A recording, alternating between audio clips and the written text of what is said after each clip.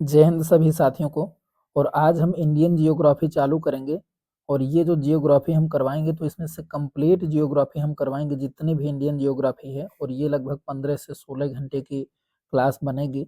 और इसके बाहर कुछ भी नहीं आने वाला, किसी भी एग्जाम को आप देख सकते हैं, जितने भी वनडे कम्पिटेटिव एग्जाम होंगे इसके बाहर कुछ भी नहीं आएगा इंडियन जियोग्राफी में। ठीक है, यहाँ से हम आज चालू करेंगे। और इसके साथ में जो साइंस हम करवा रहे थे एनटीपीसी वगैरह के लिए, तो वो भी बुक अभी बंद है, हालांकि उसको भी हम साथ में करवाते जाएंगे। काफ़ी दिनों बाद लेक्चर आ रहा है।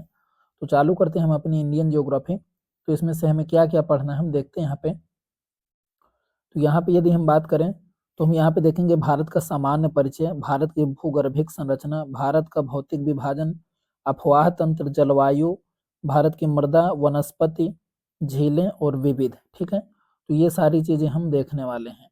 आगे बढ़ते हैं। यहाँ पे यदि हम भारत की सिचुएशन की बात करें, कहाँ पर सिचुएटेड है, तो यहाँ पे देखते हैं इसको।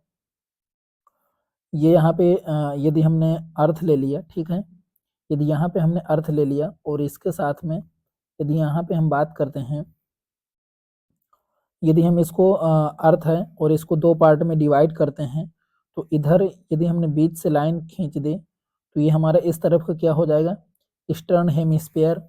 ठीक है, पूर्वी गोलार्ध। और इस तरफ का क्या हो जाएगा, वेस्टर्न। ठीक है, लेकिन यदि हम जब यहाँ से लाइन खींच देंगे तो ये ऊपर वाला क्या है, नॉर्थ नॉर्थ नॉर्दर्न हेमिस्फीयर, और इधर वाला साउदर्न हेमिस्फीयर। अब हमारा जो इंडिया है तो वो हमारा कहाँ पे सिचुएटेड है, ये हमारा इंडिया हो गया। ठीक है, तो यदि हम इस तरीके से देखेंगे तो हम सबसे पहले डायरेक्शन में नॉर्थ और साउथ का जिक्र करते हैं। ठीक है, और इसके बाद ईस्ट या वेस्ट में लिखते हैं। ठीक है, तो पहले हमने देखा तो कहाँ पे है, ये नॉर्थ में है। कहाँ पर है, नॉर्थ में। और फिर यदि ऐसे देखेंगे तो कहाँ पर है, ईस्ट में है। तो हमारी जो भारत की जो लोकेशन है तो वो कहाँ पर हो जाएगी, नॉर्थ ईस्ट हेमिस्फीयर में। ठीक है, तो ये यहाँ पे आपको ध्यान देना है। आगे यदि हम यहाँ पे बात करते हैं तो आगे चले हम, तो अगले पॉइंट पे यहाँ पे यदि हम देखेंगे तो अगले पेज में हमारे सामने यहाँ पे क्या है, इस तरीके से यदि हम मैप में देखने की कोशिश करें तो कॉन्टिनेंट वाइज यदि हम देख रहे हैं यहाँ पे तो आपको पता चलेगा कि यहाँ पे हमने इस तरीके से इसको अर्थ को दो भागों में डिवाइड किया और इधर से नॉर्थ साउथ में डिवाइड किया। ठीक है, तो यहाँ पे अभी हमने देखा, अब ये जो हमारे हैं तो ये क्या दिए हैं, कॉन्टिनेंट दिए हैं। जैसे ये एशिया हो गया, ये अफ्रीका हो गया, ये नॉर्थ अमेरिका हो गया, साउथ अमेरिका हो गया, ये ऑस्ट्रेलिया हो गया, और यहाँ पे ये क्या हो गया, यूरोप हो गया। ठीक है, तो इस तरीके से हमारा कॉन्टिनेंट वाइज हमने देख लिया। अब यदि हम आगे बढ़ें तो आगे हमें यहाँ पर वही डिवाइडेशन बताया गया है कि भारत की लोकेशन क्या है। तो भारत की यदि हम लोकेशन देखने की कोशिश करेंगे तो यहाँ पे ऐसे यदि हम इसको डिवाइड करेंगे तो इधर हो जाएगा हमारा नॉर्थ ऊपर तरफ, और नीचे तरफ हमारा साउथ। यदि हम अर्थ को इस तरीके से डिवाइड करेंगे तो हमारा आगे वाला हो जाएगा ईस्ट और पीछे वाला वेस्ट। ठीक है, तो इंडिया कहाँ पे हो जाएगा, नॉर्थ ईस्ट में। ठीक है, वही चीज समझाई गई है। अब यदि हम आगे बात करें तो यहाँ पे भारत के नामों का जिक्र जहाँ पर है कि भारत के नाम कैसे कैसे पढ़े, तो यहाँ पे देखिए भारत का नाम सबसे पहले जो हो तो भारत का नाम क्या पड़ा, आर्यवर्त। ठीक है, प्राचीन धार्मिक ग्रंथों में आर्यों के आधार पर आर्यवर्त भारत का नाम पड़ा। क्यों, क्योंकि भारत में कौन लोग रहते थे, आर्य लोग। ठीक है, तो आर्यों के हिसाब से इसका नाम क्या पड़ गया, आर्यवर्त पड़ गया। ठीक है, यदि हम और आगे बात करें तो यहाँ पर हम देखते हैं, यदि अगले नाम की बात करें तो जम्बूद्वीप। जम्बूद्वीप नाम क्यों पड़ा, तो जम्बूद्वीप की यदि हम बात करते हैं तो जम्बूद्वीप को मुख्य रूप से जो हो तो इसका उल्लेख कहाँ पर है, पौराणिक धार्मिक ग्रंथों में मिलता है। कहाँ पर मिलता है, पौराणिक धार्मिक ग्रंथों में मिलता है। ठीक है, जम्बूद्वीप पौराणिक ग्रंथों में हमको इसका जो हो तो उल्लेख मिलता है। और जम्बूद्वीप केवल भारत की बात नहीं थी, उस समय पे जो पूरा एकत्रित भारत था जिसमें पाकिस्तान और तिब्बत वगैरह ये सारी चीजें शामिल थी, म्यांमार वगैरह, उस समय को पूरा जम्बूद्वीप बोला जाता था। ठीक है, और यदि हम आगे बात करें यहाँ पे तो हिंदुस्तान का नाम क्यों पड़ा, तो हिंदुस्तान जब यहाँ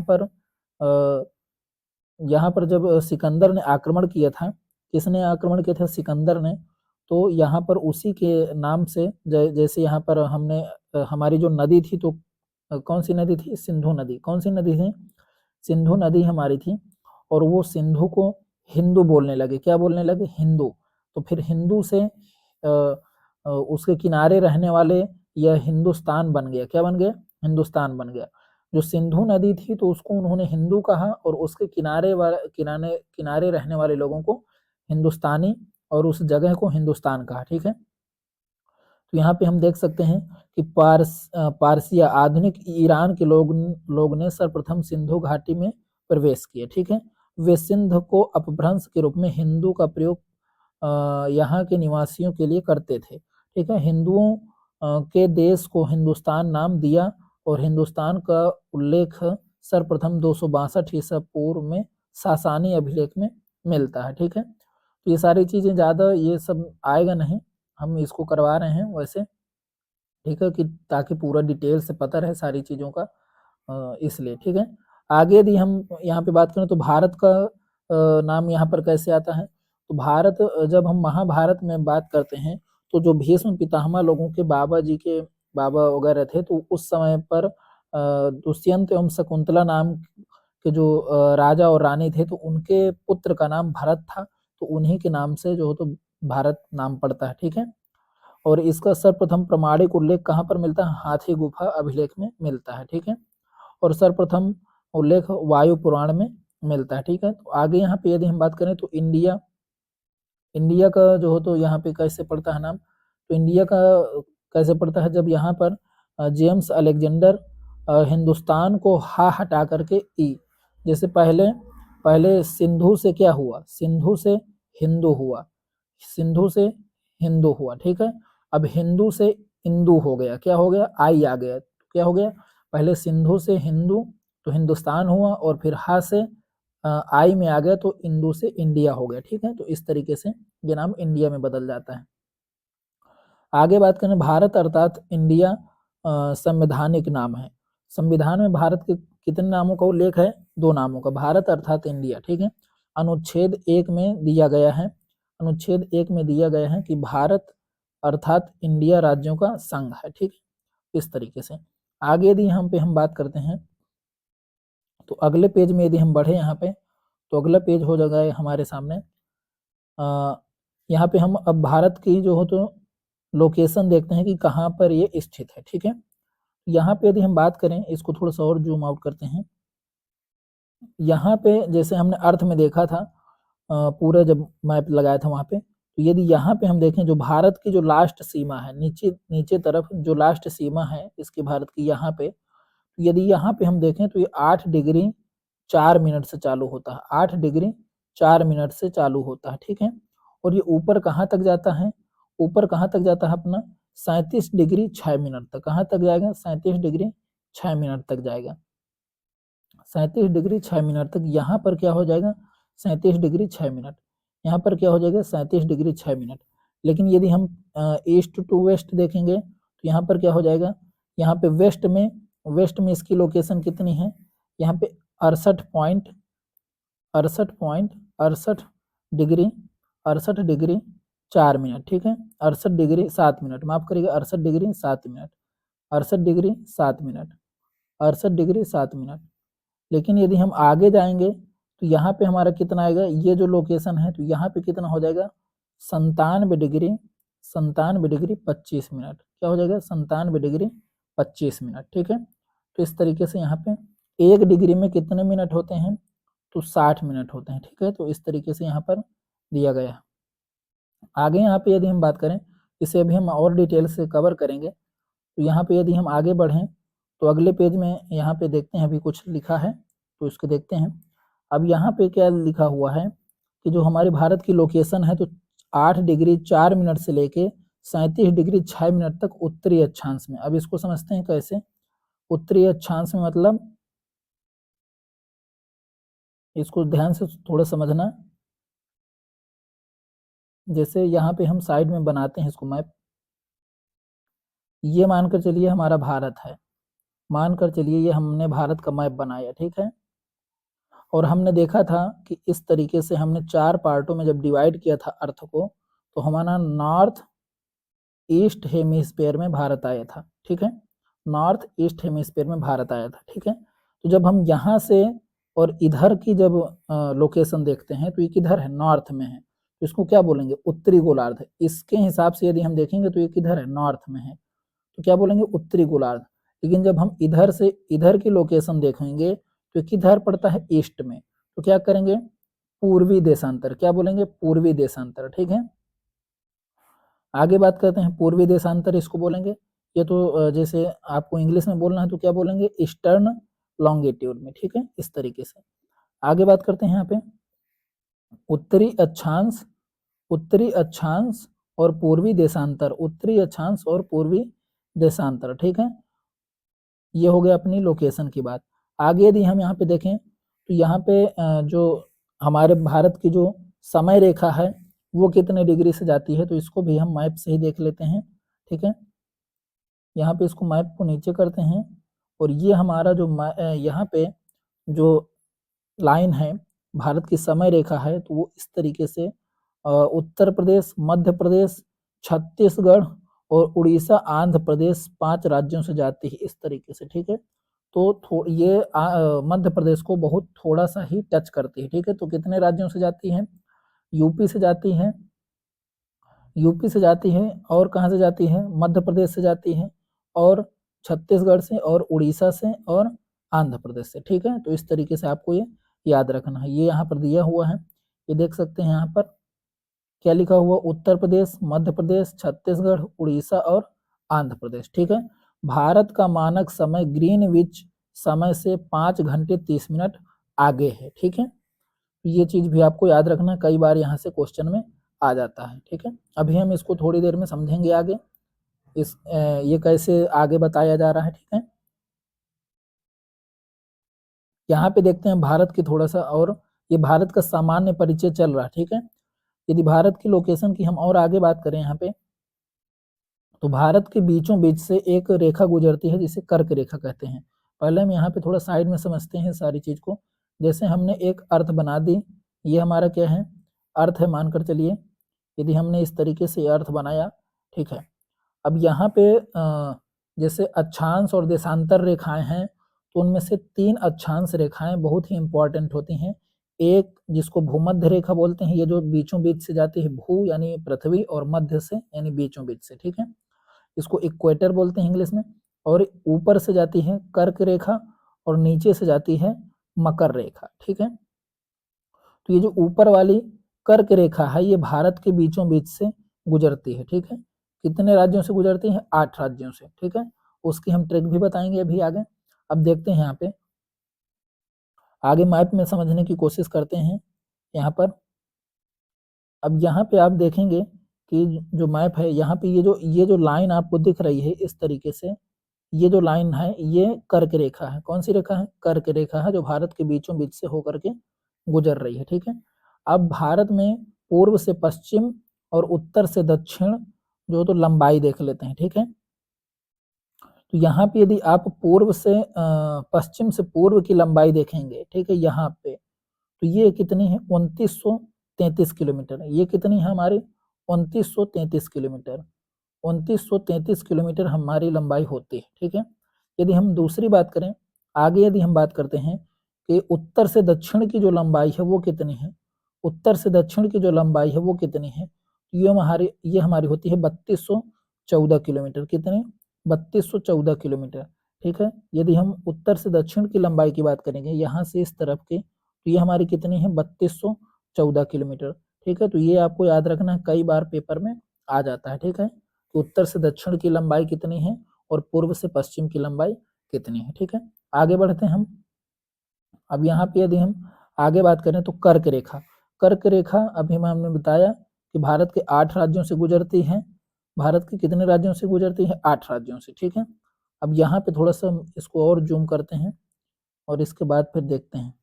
यहाँ पे थोड़ा सा आपको हल्का सा दिख रहा होगा, ये गुजरात से जाती है। कहाँ से जाती है, गुजरात से। ये दूसरे मैप में भी देखेंगे जहाँ पर मैप बड़ा होगा। यहाँ पे हम पहले देखते हैं, कर्क रेखा 8 राज्यों से जाती है। कितने राज्यों से, 8 राज्यों से। कौन कौन से राज्य हैं, गुजरात है, राजस्थान है, फिर मध्य प्रदेश है, छत्तीसगढ़ है, झारखंड है, पश्चिम बंगाल है, त्रिपुरा है और मिजोरम है। ठीक है, इसकी ट्रिक क्या होती है, मित्र पर गमछा झार। ठीक है, मित्र पर गमछा झार ट्रिक होती है। लेकिन उसमें से सीक्वेंस नहीं होता है, लेकिन आप याद कर सकते हैं उससे, ठीक है। आगे यदि हम यहाँ पे बात करें तो कर्क रेखा भारत को कर्क रेखा भारत को उष्ण तथा उपोष्ण कटिबंधों में बांटती है, किंतु इसके बावजूद भारत का मानसूनी जलवायु के क्षेत्र के अंतर्गत है, ठीक है। अब इसको थोड़ा समझते हैं। जो कर्क रेखा है, इधर समझते हैं थोड़ा साइड में। जैसे हमने यहाँ पे भारत का नक्शा बनाया, यहाँ पे हमने भारत का नक्शा बनाया, ठीक है। अब यहाँ पे यदि हम इस कर्क रेखा बीचों बीच से गुजरती है, तो ऊपर वाला जो है, कर्क रेखा के ऊपर वाला जो है, तो ये क्या है, उपोष्ण, यानी यहाँ पर गर्मी कम पड़ेगी। और नीचे वाला क्या है, उष्ण कटिबंध। अब इसे थोड़ा सा और समझते हैं। देखिए हमने यदि अर्थ यहाँ पे इस तरीके से बना दें, क्या बना दे, अर्थ ऐसे बना दे, और हम देखेंगे, हम पाते हैं कि जो सूरज की जो रोशनी है वो कर्क रेखा से मकर रेखा के बीच में ही सीधे किरणें चमकती हैं। हमेशा कर्क रेखा से मकर रेखा के बीच में ही सीधे किरणें चमकती हैं। कर्क रेखा के ऊपर सीधी किरणें नहीं जाती हैं, ना तो मकर रेखा के नीचे सीधी किरणें जाती हैं, ठीक है। तो जब कर्क रेखा के ऊपर वाला जो जोन है वो क्या कहलाता है, वो आता है यहाँ तक का जोन, 66.5 डिग्री तक का जोन, ये होता है उपोष्ण, यानी कम यहाँ पे गर्मी कम होगी, ठीक है। और फिर जो और ऊपर का होगा वो तो शीत कटिबंध होगा। इसी तरीके से जो मकर रेखा है, मकर रेखा 23.5 डिग्री, ये यहाँ पे याद रखना आपको कि जो कर्क रेखा है ये 23.5 डिग्री उत्तर में है, और जो मकर रेखा है वो 23.5 डिग्री दक्षिण में है, ठीक है। 23.5 डिग्री दक्षिणी अक्षांश है, और ये ऊपर वाला 23.5 डिग्री उत्तरी अक्षांश है। तो यहाँ पे 23.5 डिग्री से 66.5 डिग्री तक का जो जोन है, तो वो भी क्या होगा, उपोष्ण में। लेकिन ये जो कर्क रेखा से मकर रेखा के बीच का ये जो पूरा जोन है, भूमध्य रेखा सहित, ये क्या हो जाता है, उष्ण कटिबंध। यहाँ पर गर्मी सबसे ज्यादा पड़ती है, क्या पड़ती है, यहाँ पे गर्मी सबसे ज्यादा पड़ती है, ठीक है। और जहाँ पर गर्मी ज्यादा होगी वहीं पर जो हो तो जो समुद्र होंगे, जो सागर होंगे, वहाँ का जो पानी होगा वो वाष्प बनकर उड़ेगा, और उतना ही ज्यादा वहाँ पर बारिश होगी। तो इसीलिए इसी जोन में सबसे ज्यादा हमारे क्या पाए जाते हैं, सदाबहार वन भी पाए जाते हैं। क्यों, क्योंकि यहाँ पर सबसे ज्यादा अधिक बारिश होती है, ठीक है, इसी जोन में, ठीक है। 23.5 डिग्री उत्तर से लेकर के 23.5 डिग्री दक्षिण के बीच में। अब आगे यहाँ पे हम बात करते हैं, आगे हम हिमालय के बारे में पढ़ेंगे, लेकिन यहाँ पे हम थोड़ी सी चीजों की चर्चा कर लेते हैं। जो भारत की जो लोकेशन है, जो भारत स्थित है, तो वो वास्तव में इधर का जो जोन है तो क्या है, उपोष्ण है। यहाँ पे अपेक्षाकृत जो तो अधिक सर्दी पड़ना चाहिए, ठंडी पड़ना चाहिए।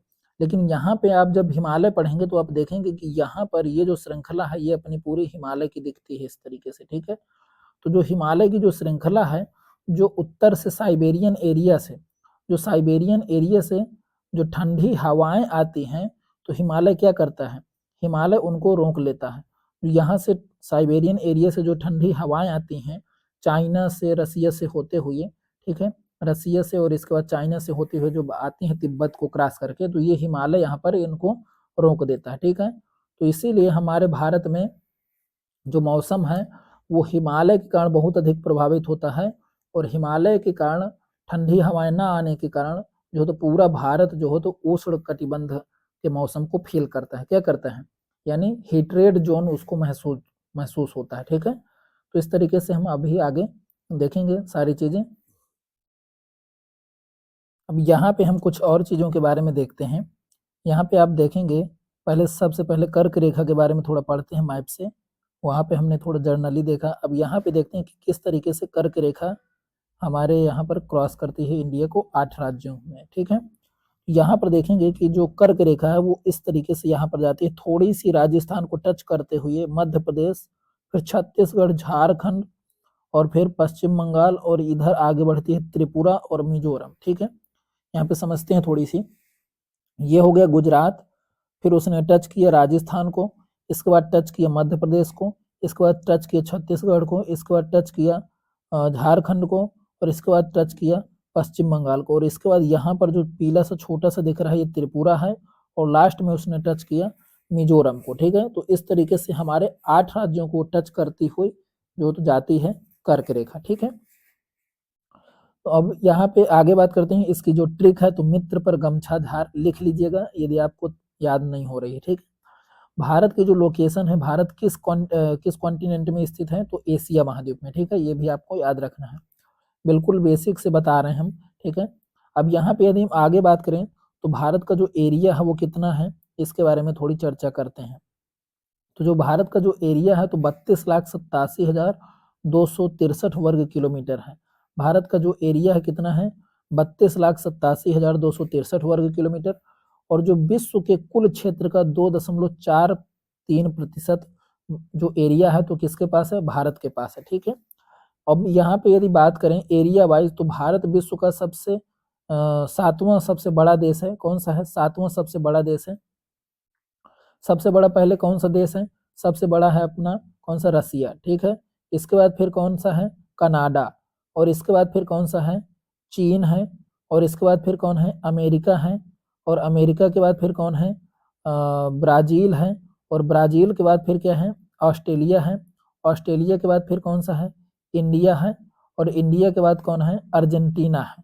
कौन है, अर्जेंटीना है। तो ये चीजें आपको थोड़ा सा याद रखनी है, मैंने शॉर्ट फॉर्म में लिख दिया है तो आप इसको याद रखेंगे, ठीक है। ये अर्जेंटीना तक जरूर आपको याद रहना चाहिए। रसिया, फिर कनाडा, कनाडा माफ करिए, कनाडा की स्पेलिंग सी से चालू होती है, किससे, सी से, किससे, सी से। तो कनाडा हो गया, यहाँ पर फिर चाइना हो गया, फिर अमेरिका हो गया, फिर क्या हो गया, ब्राजील हो गया, फिर ऑस्ट्रेलिया हो गया, फिर इंडिया हो गया, फिर अर्जेंटीना हो गया, ठीक है। तो इस तरीके से यहाँ पर जो तो आपके 7 देश, 7वां सबसे बड़ा देश है और 8 देशों के आपको नाम जरूर याद रखने हैं। आगे यदि यहाँ पे हम बात करते हैं तो यहाँ पर जनसंख्या की दृष्टि से, जनसंख्या की दृष्टि से दूसरा सबसे बड़ा देश है। कौन सा है, दूसरा सबसे बड़ा देश कौन है, इंडिया है जनसंख्या की दृष्टि से, ठीक है। अब आगे यदि यहाँ पे हम बात करते हैं कि विश्व की कुल जनसंख्या का 17 विश्व की कुल जनसंख्या का 17.5% भारत में जनसंख्या रहती है, ठीक है। विश्व में 17.5% जनसंख्या भारत में रहती है, ठीक है। आगे यदि यहाँ पे हम आगे बात करते हैं तो अगले पेज में हम देखेंगे, यहाँ पर देखते हैं ये पूरा एरिया वाइज दिया हुआ है, देख सकते हैं यहाँ पे एरिया वाइज, ठीक है। तो सबसे पहला कौन है, यहाँ पे सबसे पहले रसिया है, ठीक है। इसका एरिया दिया हुआ है, लेकिन ये सब याद करने की जरूरत नहीं। कनाडा, फिर चाइना, फिर यूएसए, फिर ब्राजील, फिर ऑस्ट्रेलिया, फिर इंडिया, फिर अर्जेंटीना, ठीक है। और इसके बाद लास्ट में कजाकिस्तान, ठीक है। तो ये जो हो तो कौन सा नंबर का हो जाएगा, 9वें नंबर का कजाकिस्तान। आगे यदि यहाँ पे हम बात करें तो ये जनसंख्या वाइज दिया हुआ है, जनसंख्या वाइज सबसे ज्यादा जनसंख्या किसकी है, चाइना की, फिर इंडिया की, फिर अमेरिका की, और फिर इसके बाद इंडोनेशिया की, फिर पाकिस्तान की, ठीक है। तो इस तरीके से आपको 5 ये याद रखने हैं और उधर आपको अर्जेंटीना तक, कजाकिस्तान तक जरूर याद रखने हैं। बाकी यदि हम आगे बढ़ें तो भारत में सबसे लंबी समुद्री सीमा वाला राज्य कौन सा है, गुजरात है। सबसे अधिक जिसकी सीमा साझा करता है समुद्र से तो गुजरात साझा करता है 1215 किलोमीटर, ये भी आपको याद रखना है। भारत में सबसे कम जलीय सीमा वाला राज्य कौन सा है, गोवा है। 101 किलोमीटर, मात्र 101 किलोमीटर की सीमा साझा करता है, ठीक है। और यदि हम आगे बात करें यहाँ पे तो भारत में सर्वाधिक लंबी जलीय सीमा वाला केंद्र शासित प्रदेश अंडमान निकोबार है, 1962 किलोमीटर की सीमा साझा करता है समुद्र से, ठीक है। भारत में सबसे कम लंबी जलीय सीमा वाला केंद्र शासित प्रदेश दमन और दीव है, 51 किलोमीटर की जो हो तो सीमा साझा करता है, ठीक है। तो सबसे अधिक सीमा साझा करने वाला केंद्र शासित प्रदेश तो अंडमान निकोबार, सबसे कम समुद्री सीमा साझा करने वाला केंद्र शासित प्रदेश दमन दीव, सबसे अधिक समुद्री सीमा साझा करने वाला राज्य गुजरात, और सबसे कम समुद्री सीमा साझा करने वाला राज्य गोवा, ठीक है। तो ये चीज आपको यहाँ पे याद रखनी है। आगे हम बढ़ते हैं यहाँ पे और आगे देखेंगे यहाँ पे हम कि भारत की जलीय या समुद्री सीमा छूने वाले कितने राज्य हैं। तो यहाँ पर हम देखेंगे तो भारत को जो छूने वाले राज्य हैं, भारत के जो राज्य हैं जो समुद्री सीमा को छूते हैं वो कितने राज्य हैं, 9 राज्य हैं, ठीक है। यहाँ पे मैप्स के माध्यम से हम देखते हैं तो सबसे पहला अपना हो जाएगा ये गुजरात, कौन सा हो जाएगा, गुजरात हो जाएगा। इसके बाद फिर हो जाएगा, ये क्या हो जाएगा, महाराष्ट्र, और यहाँ पे हो जाएगा छोटकू सा गोवा, ठीक है, और फिर ये हो जाएगा अपना कर्नाटक, फिर इसके बाद ये हो जाएगा केरल, और इधर है तमिलनाडु, इधर है आंध्र प्रदेश, इधर है उड़ीसा, और इधर है पश्चिम बंगाल। तो यहाँ पर यदि आप काउंट करेंगे तो 1 2 3 4 5 और यहाँ पे 6 7 8 और 9, ठीक है। तो ये आपके 9 राज्य जो हो तो समुद्री सीमा साझा करते हैं। अब यदि पूछेगा कि पूर्व में कितने राज्य साझा करते हैं, तो पूर्व में 4 राज्य साझा करते हैं, तमिलनाडु, आंध्र प्रदेश, उड़ीसा और पश्चिम बंगाल, और पश्चिम में 5 राज्य जो हो तो सीमा साझा करते हैं, क्योंकि ये ईस्ट है और ये क्या है, वेस्ट है। तो पश्चिम में 5 राज्य सीमा साझा करते हैं समुद्र से, और जो हो तो पूर्व में 4 राज्य जो हो तो सीमा बनाते हैं समुद्र के साथ, ठीक है। तो यहाँ पर आपको ये चीज याद रखना है। आगे यदि हम यहाँ पे बात करें तो आगे बढ़ते हैं, यहाँ पे क्या लिखा था ऊपर थोड़ा देखते हैं। भारत की जलीय या समुद्री सीमा को छूने वाले राज्य, तो उन्हीं के नाम लिखे हैं, गुजरात, आंध्र प्रदेश, तमिलनाडु, महाराष्ट्र, केरल, उड़ीसा, कर्नाटक, पश्चिम बंगाल और गोवा, ठीक है। तो इस तरीके से ये हमारे हो जाएंगे। आगे बात करें यहाँ पे, और इसका सीक्वेंस भी वही है। सीक्वेंस क्या, ये जो इस तरीके से लिखा है ये सीक्वेंस वाइज लिखा गया है कि मतलब किसकी सीमा सबसे अधिक लगती है। तो सबसे ज्यादा सीमा किसकी लगती है, गुजरात की, ठीक है। इसके बाद फिर किसकी लगती है, आंध्र प्रदेश की, और इसके बाद फिर किसकी लगती है, तमिलनाडु की, ठीक है। तो ये चीज आपको थोड़ा सा याद रखना है, 3 जरूर याद रखना है, ठीक है। और यहाँ पे यदि हम ट्रिक बनाए तो क्या बनेगा,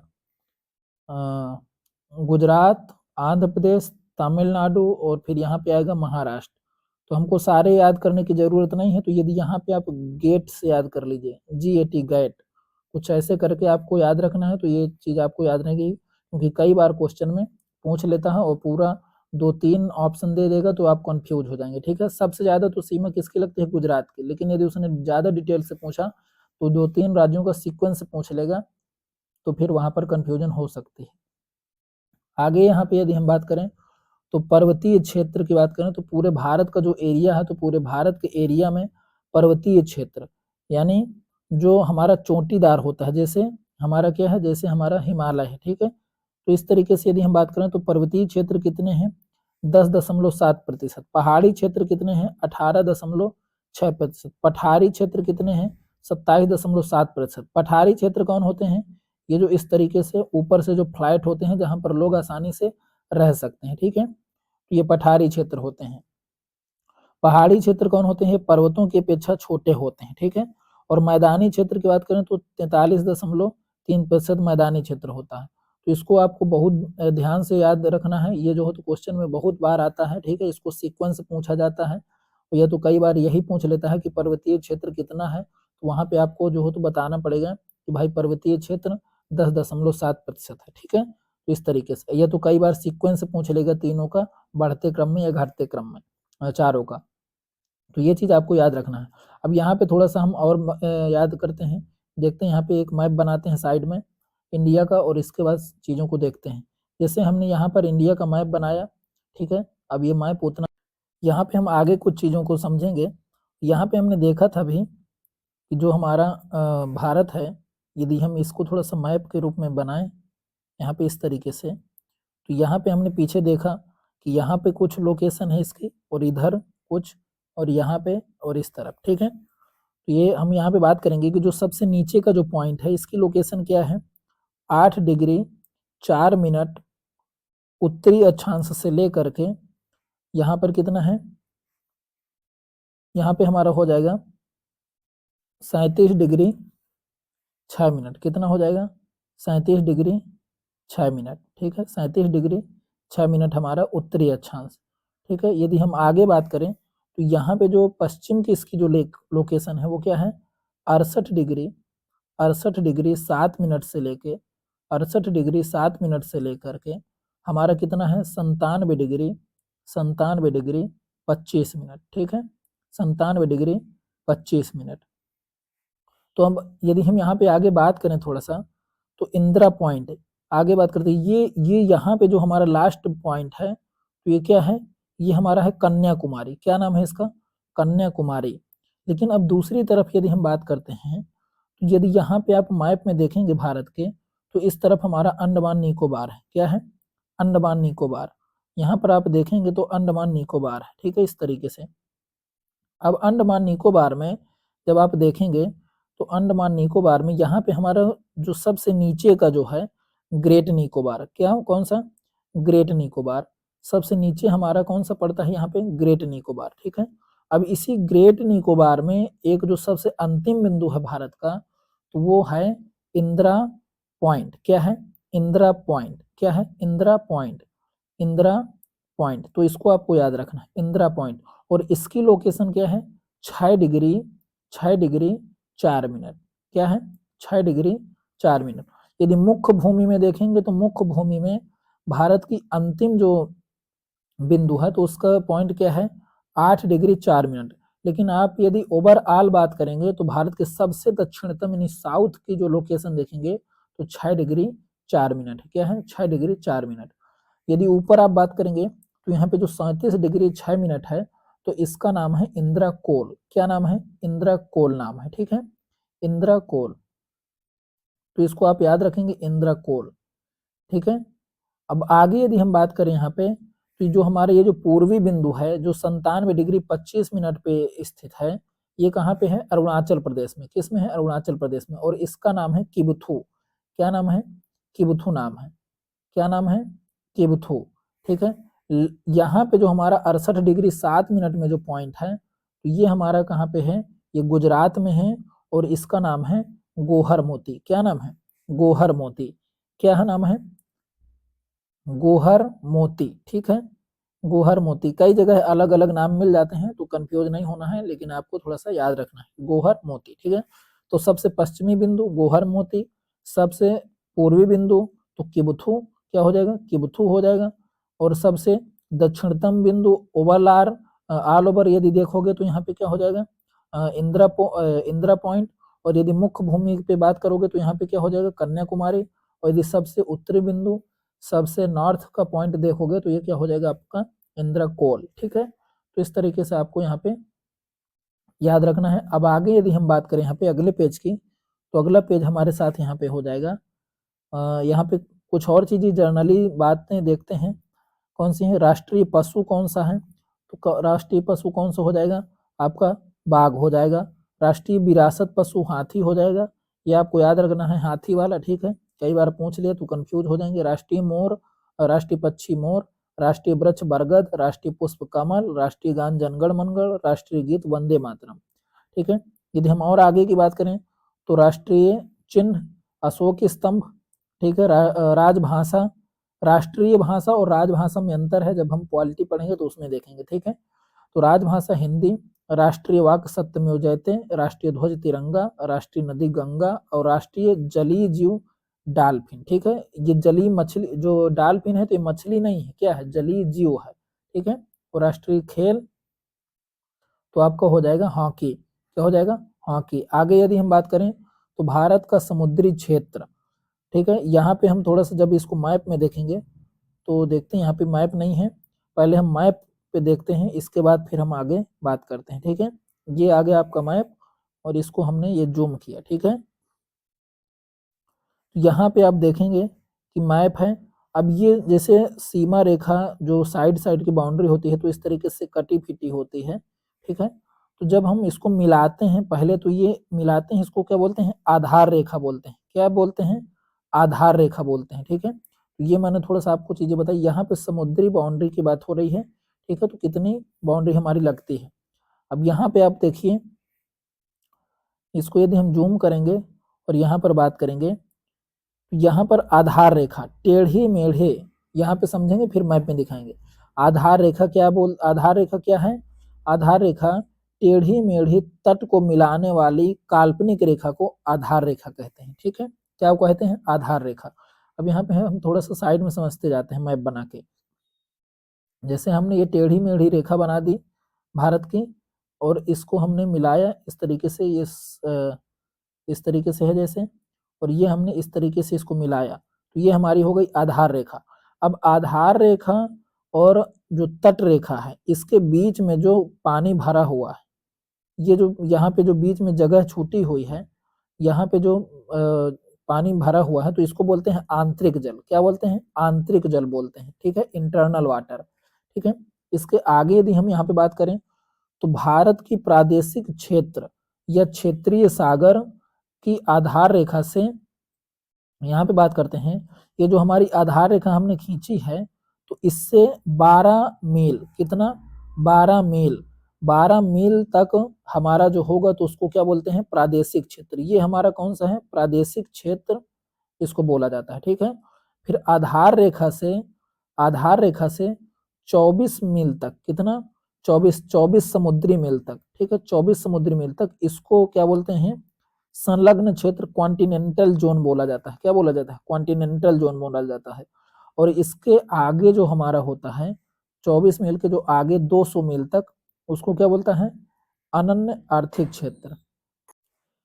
तो यहाँ पे हमने क्या देखा, जो हमारा आधार रेखा से 200 नॉटिकल माइल तक का जो जोन है उसको बोला जाता है अनन्य आर्थिक क्षेत्र, एक्सक्लूसिव इकोनॉमिक जोन, ठीक है। इसके आगे जो 200 नॉटिकल माइल के जो आगे का जो एरिया होता है उसको बोला जाता है उच्च सागर, हाई सी, ठीक है। यहाँ तक आपको समझ में आया होगा। अब इसको हम मैप में देखेंगे, ठीक है। प्रादेशिक क्षेत्र, संलग्न क्षेत्र, अनन्य आर्थिक क्षेत्र और उच्च सी, ठीक है। अब आगे यहाँ पे हम इसमें देखते हैं मैप में, जैसे यहाँ पर हम समझने की बात करते हैं,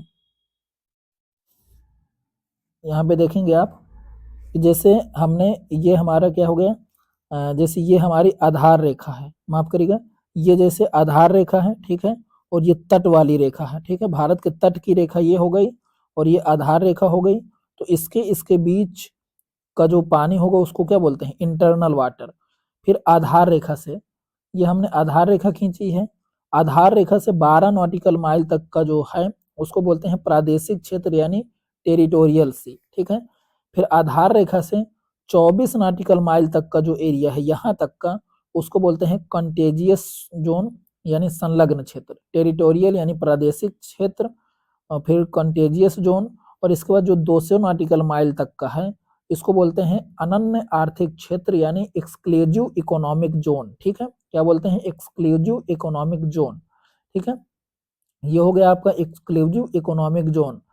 बाकी फिर इसके आगे जो हमारा 200 नॉटिकल माइल से इसके आगे जो हमारा इधर जो सी आएगा, जो सागर आएगा, उसको बोलते हैं हाई सी, उच्च सागर, ठीक है। तो इस तरीके से हो गया। अब यहाँ पे आप थोड़ा सा मैप में भी देख सकते हैं, ऊपर ये जो दिया गया है तो ये इसी का दिया गया है, ये, ठीक है। यहाँ पे आप देख पाएंगे कि ये जो पूरा एरिया दिया गया है तो ये अपना कितना है? 200 नॉटिकल माइल तक का एरिया है दिया गया है, ठीक है। तो इस तरीके से बाकी जो हो तो जब कभी दो कंट्री आपस में आ जाती हैं जैसे इंडिया और श्रीलंका, तो उनके बीच में जो हो तो सुलह कर लिया जाता है कि भाई आधा आधा, ठीक है। इससे फायदा क्या है? इससे फायदा ये है कि देखिए जो अंडमान निकोबार है ये हमारा क्या है, यहाँ पे हमारा अंडमान निकोबार है, लेकिन अंडमान निकोबार यहाँ पे जो 200 नॉटिकल माइल तक का जो पूरा एरिया है वो भारत का माना जाएगा, और यहाँ के जो भी खनिज पदार्थ हैं उनको निकालने में, चाहे गैस हो, पेट्रोलियम हो, कुछ भी हो, वो उसमें भारत का अधिकार होगा, ठीक है। तो ये फायदा होता है इस चीज से। बाकी आगे हम अगले पेज में बढ़ते हैं, तो ये मुझे लगता है कि आपको समझ में आ गया हो, कई बार ये क्वेश्चन आता है यहाँ से, तो आप इसको ध्यान दीजिएगा, ठीक है। और आगे यदि हम यहाँ पे बात करेंगे तो हम देखेंगे कि भारत की बाउंड्री किन किन जो हो तो देशों से शेयर करते हैं, और भारत के कितने राज्य किस देश से जो हो तो अपनी बाउंड्री बनाते हैं, ठीक है। तो यहाँ पे हम थोड़ा सा देखेंगे, तो ये पहले दिया हुआ है, पहले मैं मैप से आपको सारी चीजें समझा देता हूँ, ठीक है। तो यहाँ पे आप देखेंगे यदि, तो यहाँ पे हम देखने को मिलता है कि पाकिस्तान के साथ कौन कौन से राज्य अपनी बाउंड्री बनाते हैं।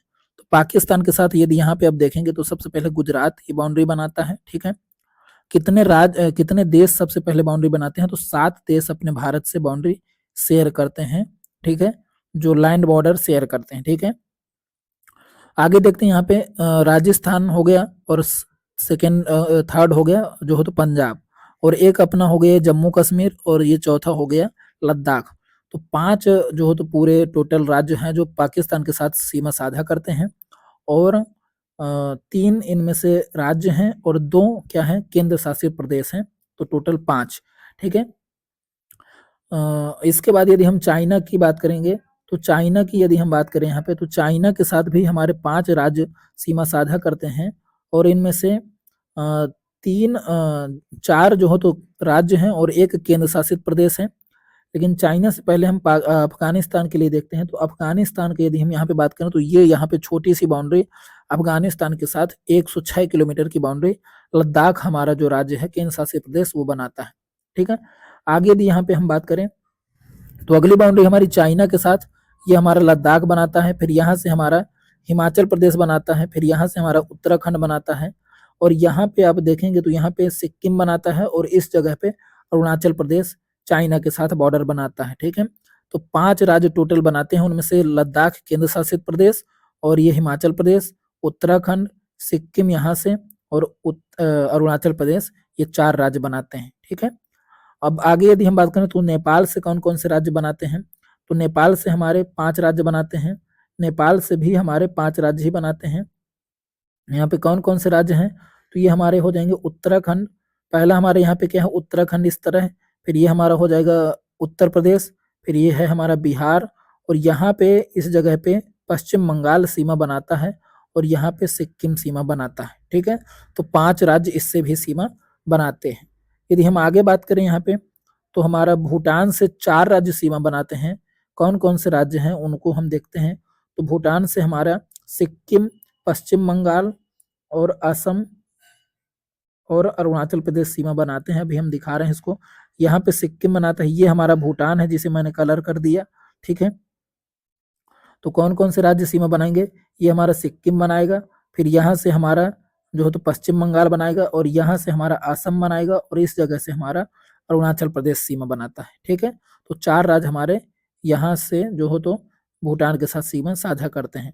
आगे यदि हम बात करें तो पश्चिम बंगाल के साथ कौन कौन से राज्य सीमा साझा करते हैं, तो पश्चिम बंगाल के साथ हमारा ये पश्चिम बंगाल माफ करिएगा, बांग्लादेश के साथ कौन कौन से राज्य सीमा साझा करते हैं, तो हमारा पश्चिम बंगाल ये पूरा लंबा सा सीमा साझा करता है, फिर यहाँ पे हमारा असम सीमा साझा करता है, और यहाँ पे जो है तो यहाँ पे क्या मेघालय सीमा साझा करता है। असम किस तरीके से सीमा साझा करता है मैं थोड़ा सा बता देता हूँ, क्योंकि ब्लर है ये पूरी सारी चीजें।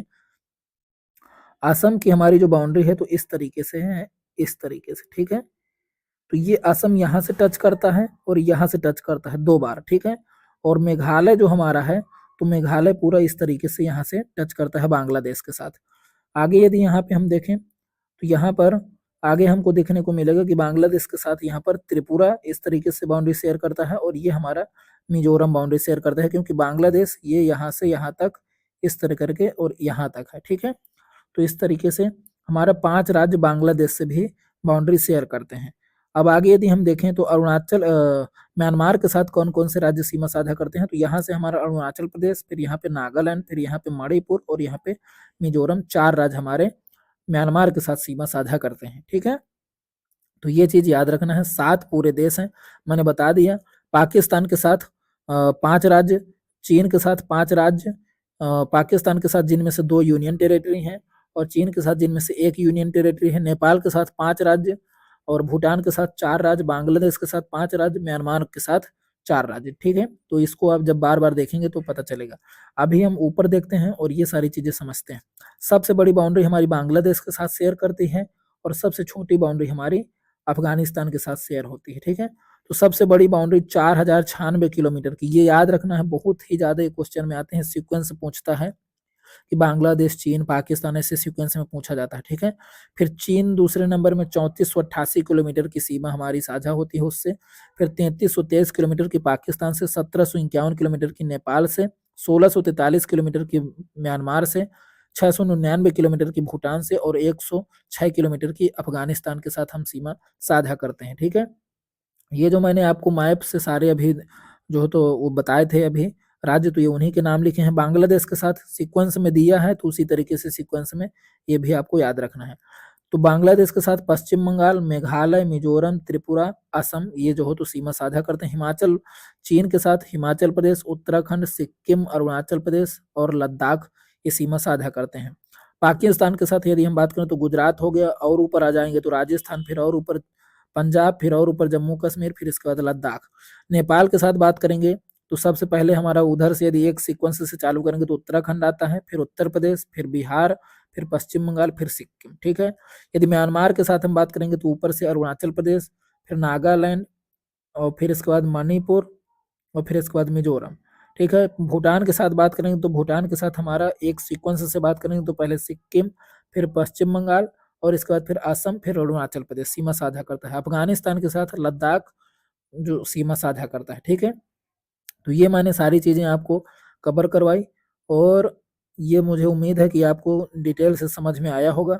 तो आज के लिए इतना ही रखते हैं, बाकी जो हो तो अगले क्लास में हम कवर करेंगे और पूरी जो हो तो जियोग्राफी कंप्लीट करवाएंगे। ठीक है। तो आज के लिए इतना ही। जय हिंद, जय भारत।